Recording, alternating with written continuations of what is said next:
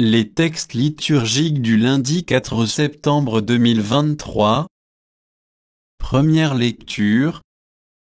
Ceux qui se sont endormis, Dieu, par Jésus, les emmènera avec lui. 1 Thessaloniciens 4, 13-18. Lecture de la première lettre de saint Paul apôtre aux Thessaloniciens. Frères, nous ne voulons pas vous laisser dans l'ignorance au sujet de ceux qui se sont endormis dans la mort. Il ne faut pas que vous soyez abattus comme les autres, qui n'ont pas d'espérance.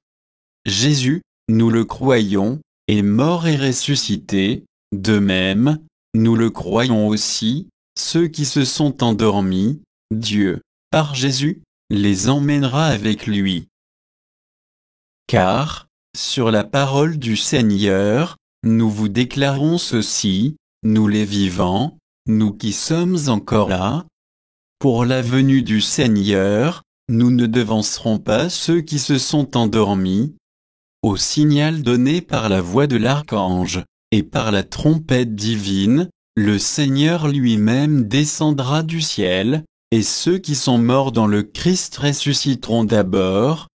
Ensuite, nous les vivants, nous qui sommes encore là, nous serons emportés sur les nuées du ciel. En même temps qu'eux, à la rencontre du Seigneur. Ainsi, nous serons pour toujours avec le Seigneur et confortez-vous donc les uns les autres avec ce que je viens de dire. Parole du Seigneur.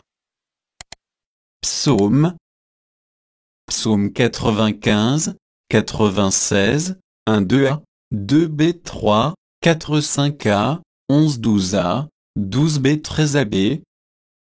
Chantez au Seigneur un chant nouveau, chantez au Seigneur, terre entière, chantez au Seigneur et bénissez son nom.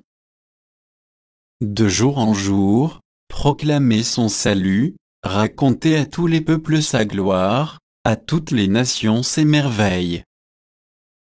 Il est grand, le Seigneur, hautement loué, redoutable au-dessus de tous les dieux, néant, tous les dieux des nations.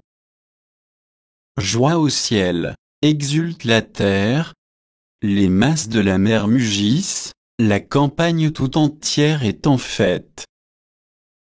Les arbres des forêts dansent de joie devant la face du Seigneur, car il vient pour juger la terre. Évangile. Il m'a envoyé porter la bonne nouvelle aux pauvres. Aucun prophète ne trouve un accueil favorable dans son pays. Luc 4, 16-30. Évangile de Jésus-Christ selon saint Luc. En ce temps-là, Jésus vint à Nazareth, où il avait été élevé. Selon son habitude, il entra dans la synagogue le jour du sabbat, et il se leva pour faire la lecture. On lui remit le livre du prophète Isaïe. Il ouvrit le livre et trouva le passage où il est écrit: L'Esprit du Seigneur est sur moi parce que le Seigneur m'a consacré par l'onction. Il m'a envoyé porter la bonne nouvelle aux pauvres, annoncer aux captifs leur libération, et aux aveugles qu'ils retrouveront la vue. Remettre en liberté les opprimés, annoncer une année favorable accordée par le Seigneur. Jésus referma le livre, le rendit aux servants et s'assit tous, dans la synagogue, avaient les yeux fixés sur lui. Alors il se mit à leur dire: Aujourd'hui s'accomplit ce passage de l'Écriture que vous venez d'entendre.